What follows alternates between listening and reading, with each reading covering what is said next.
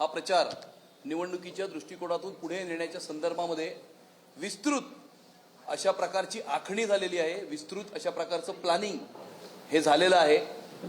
माननीय मुख्यमंत्र्यांच्या सभा, माननीय उपमुख्यमंत्र्यांच्या सभा कुठल्या कुठल्या क्षेत्रांमध्ये घ्यायच्या आहेत या संदर्भामध्ये चर्चा झालेली आहे आणि मुंबई महानगरपालिकेच्या 227 वॉर्डांपैकी 150 जागांवरती आमचं एकमत झालेलं आहे। उर्वरित जागांची चर्चा ही सुरू आहे। पुढच्या 2 दिवसामध्ये उर्वरित जागांवरतीही आम्ही चर्चा करू आणि या ठिकाणी युतीची घोषणा होईल। म्हणजे युती झालेलीच आहे, फक्त या संदर्भामध्ये जागांची जी चर्चा आहे ती 150 जागांच्या संदर्भामध्ये आमचं एकमत हे झालेलं आहे।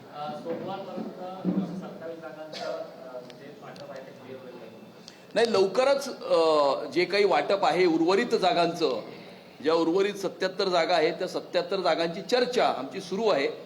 एकमेकांना पेपर्स देणं, एकमेकांना आकडेवारी देणं वगैरे ही सगळी प्रक्रिया ही पुढच्या 2-3 दिवसामध्ये पार पडेल आणि मग त्या संदर्भामध्ये आमची चर्चा होईल आणि मग अंतिम निर्णय जो आहे तो राज्याचे मुख्यमंत्री आदरणीय देवेंद्र फडणवीस साहेब आणि उपमुख्यमंत्री एकनाथ शिंदे साहेब हे अंतिम निर्णय त्या ठिकाणी रॅटिफाय करतील आणि त्यानंतर त्याची जी काही घोषणा आहे ती होईल।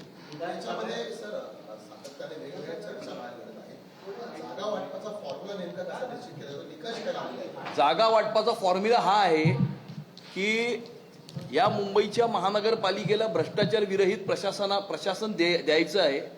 मुंबई महानगरपालिकेला भ्रष्टाचाराच्या विळख्यातून बाहेर काढायचं आहे आणि ही मुंबईकरांची इच्छा आहे आणि ही मुंबईकरांची इच्छा पूर्ण करण्याकरता भारतीय जनता पार्टी आणि शिवसेना आणि रिपाई महायुती ही कटिबद्ध आहे। त्यामुळे कोण किती जागा लढणार हे महत्त्वाचं नाहीये।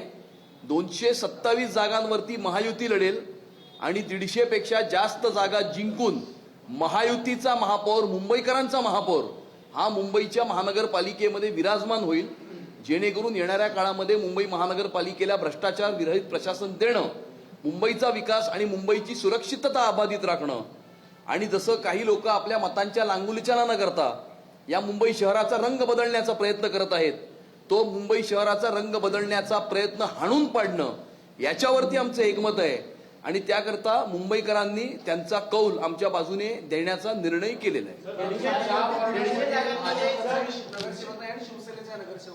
परंतु युती कुठेतरी 2 क्रमांकावर होती, 2 नंबरवरती मागच्या निवडणुकीमध्ये त्या जागांबद्दल काही निर्णय झाला की सेकंड रनरअपची जागा होती?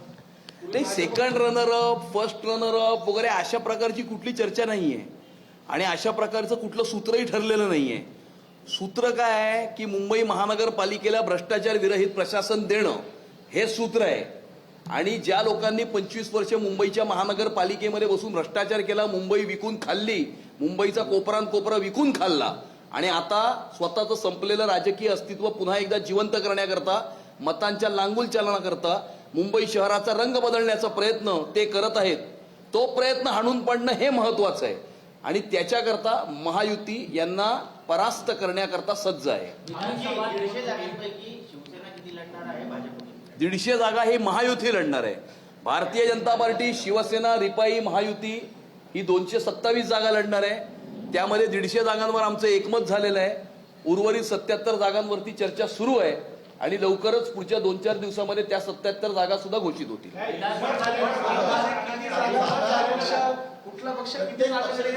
आमच्या दृष्टिकोनातून कुठला पक्ष कुठली जागा, आमच्या दृष्टिकोनातून कुठला पक्ष किती जागा लढवेल हे महत्वाचं नाहीये। महायुती 227 जागा लढवेल हे महत्वाचं आहे आणि या मुंबई शहराला विकून खाणाऱ्यांना घरी बसवणं हे महत्वाचं आहे किंवा मुंबई महानगरपालिका ही कुठल्या तरी एका परिवाराची जागीर आहे हे जे लोक समजतात त्यांना उत्तर देणं हे महत्वाचं आहे आणि त्यामुळे महायुती हे करण्यासाठी सज्ज आहे।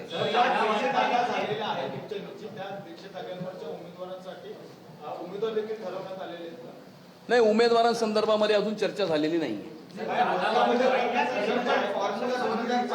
नाही, फॉर्म्युला एक मिनिट, फॉर्म्युला काय असतो आमच्यामध्ये, एक मिनिट, आमची महायुती इतकी घट्ट आहे की तुम्ही 2024च्या विधानसभेच्या निवडणुकीमध्ये हे बघितलं की भारतीय जनता पार्टीचे 10 कार्यकर्ते हे धनुष्यबाणावर लढले, धनुष्यबाणाचे काही कार्यकर्ते कमळावरती लढले। त्यामुळे धनुष्यबाण कमळ हे दोन्ही एकच आहे। शेवटी या महाराष्ट्राच्या जनतेकरता काम करणं, या मुंबईकराकरता काम करणं, शेवटच्या मुंबईकराला या मुंबईच्या महानगरपालिकेच्या माध्यमातून सोयी सुविधा पुरवणं हे महत्त्वाचं आहे, राजकारण महत्त्वाचं नाही आहे. असं आहे की आमच्यामध्ये आणि दुसऱ्यांमध्ये फरक हाच आहे की आम्ही एकमेकांच्या घरी गणपतीला गेलो किंवा आम्ही दीपोत्सवामध्ये एकत्र दिसलो किंवा आम्ही रक्षाबंधनाला एकत्र होतो, हा मुद्दा नाही आहे. किंवा आम्ही किती जागा लढणार, शिवसेना किती जागा लढणार, हा मुद्दा नाही आहे. आम्ही मुंबईकरांची चिंता करणारे आहोत, आम्ही राजकारण करणारे नाही आहोत. त्यामुळे कोण किती जागा लढेल हे महत्त्वाचं नाही आहे. उद्या गेल्या 11 वर्षामध्ये या मुंबई शहरासाठी कोणी काय केलं, अटल सेतू कोणी दिला, मेट्रो कोणी दिली, कोस्टल रोड कोणी दिला, CCTV कॅमेरा कोणी लावले, किंवा मुंबईतल्या या मराठी माणसाला 560 फुटाचं घर BDD चाळीमध्ये कोणी दिलं, हे महत्त्वाचं आहे. येणाऱ्या 5 वर्षामध्ये कोण काय करणार हे महत्त्वाचं आहे. कोण किती जागा लढणार हे महत्त्वाचं नाही आहे. यामध्ये मुंबईकरांना इंटरेस्ट नाही आहे. मुंबईकरांना इंटरेस्ट आहे की मुंबई महानगरपालिकेमध्ये भ्रष्टाचार विरहित प्रशासन मिळालं पाहिजे आणि ते देण्यासाठी आम्ही कटिबद्ध आहोत.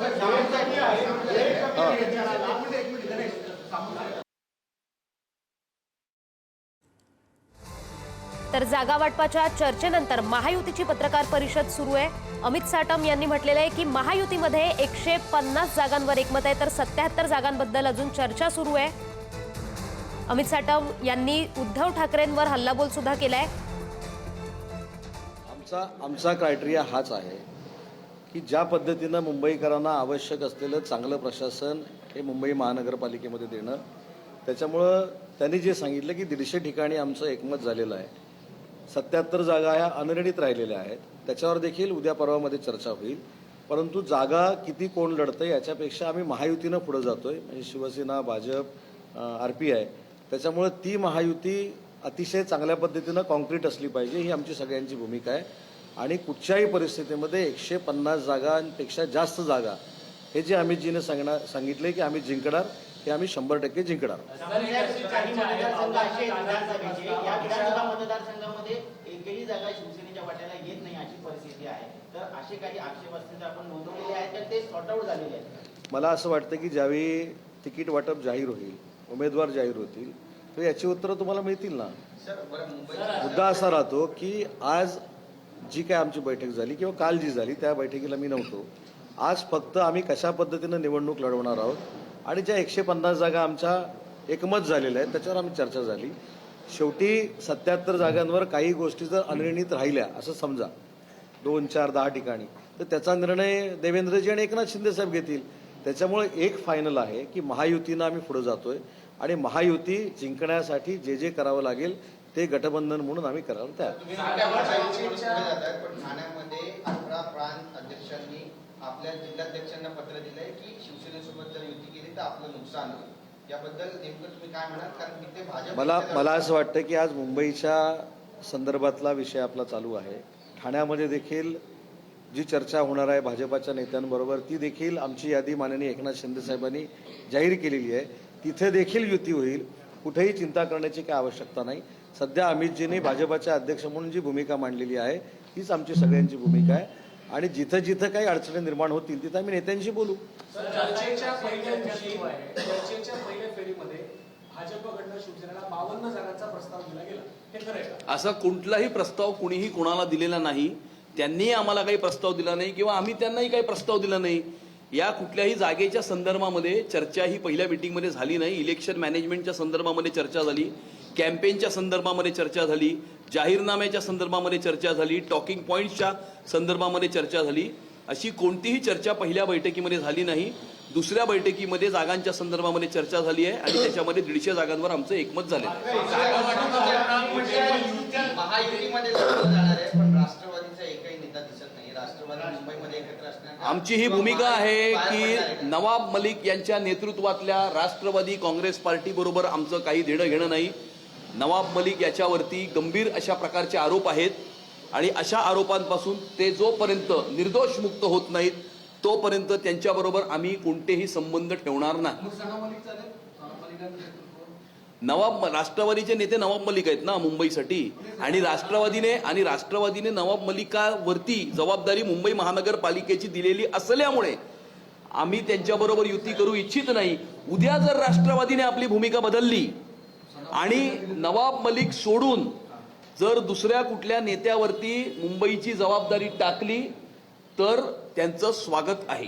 पण नवाब मलिकांमुळे मग अजितदादांची युती तोडणार का भाजप? हा पण प्रश्न आहे ना. नवाब मलिकांमुळे मग अजितदादांसोबतची जी युती आहे महायुती ती तोडणार का भाजप? तर मग नवाब मलिक काही कुठले आमदार नाहीत किंवा काहीच नाही ना. पण नवाब मलिकांवर मुंबई महानगरपालिकेची जबाबदारी दिल्यामुळे आमचा आक्षेप आहे. त्यांच्यावर जबाबदारी नसेल, उद्या ते म्हणाले हे आमचे नेते आहेत, दुसरे कोणतरी आहेत, मग त्यांचं स्वागत आहे. पण अशी एक चर्चा आहे की सना मलिक यांच्यावर जबाबदारी जर सना मलिक आल्या तर तुमची काय भूमिका आहे? नवाब मलिकांना असं आहे, अशी कोणताही प्रस्ताव किंवा अशी कोणतीही चर्चा आमच्यापर्यंत आली नाही. ज्या वेळेला अशी चर्चा येईल त्यावेळेला आम्ही आमची भूमिका जाहीर करू. पण सर प्रश्न असा आहे की युतीमध्ये लढणार हे तुम्ही मान्य करता आहात, तर जागा वाटपाची तुमची चर्चा सुरू आहे. जागा वाटपावर युती तुटणार नाही हे ठाम आहात? नक्कीच युती कुठल्याही विषयावरनं तुटणार नाही.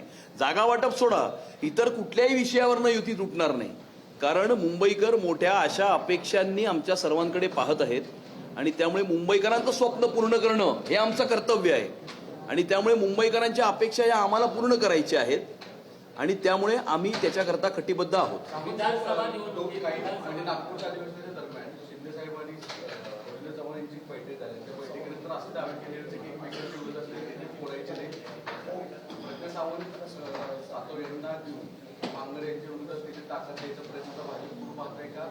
किंवा असा एक चर्चेचा विषय की 2029ला इंदोरचे खासदार म्हणून कॅन्डिडेट नाही, मला असं वाटतं की याच्यावर जरतरवर चर्चा करण्यात काहीच अर्थ नाही. प्रज्ञा सातव जर भाजपामध्ये जात असतील तर त्या काँग्रेस पक्षाच्या विधान परिषदेच्या आमदार आहेत आणि तिथं कुठेही आमच्या आमदारांना धोका होणार आहे किंवा तिथं काहीतरी BJP उभं करणार आहे अशातला समज गैरसमज करून घेण्याची पण काही गरज नाही. मुद्दा असा राहतो की रवींद्र चव्हाण साहेबांची आणि आमचे मुख्य नेते एकनाथ शिंदे साहेबांची जी बैठक झाली याच विषयावर झाली की आपल्यामधलं बॉन्डिंग जे आहे ते अतिशय चांगलं असलं पाहिजे. त्याच्यामुळं मुख्यमंत्री महोदयांनी देखील सांगितलं की एकामेकाकडचे पदाधिकारी किंवा एकामेकाकडचे माजी आमदार किंवा लोकप्रतिनिधी घेऊ नये अशा पद्धतीतला आमचा निर्णय झालेला आहे आणि त्याच बेसवरती चर्चा झालेली होती. मला असं वाटतं की सातव मॅडम BJPमध्ये जाण्यामुळं BJP आम्हाला काहीतरी काउंटर करते असं आम्ही शिवसेना म्हणून मानत नाही. भाजपमध्ये घेण्यात आला. आता ती सिटिंग सीट शिवसेनेची होती, तर त्या ठिकाणी शिवसेनेची जे सिटिंग सीट असेल त्यावरती बस जर भाजप दावा करणार असेल तर त्याची काही अंडरस्टँडिंग होणार आहे? मला असं वाटतं की यादी जाहीर झाल्यानंतर आपल्या लक्षात येईल ना. ठाकरे पक्षामुळे विधान परिषदेचं विरोधी पक्ष नेतेपदाचं त्यांचं गणित बिघडलेलं आहे, त्यांची संख्या कमी झालेली आहे, ही खेळी म्हणायची का?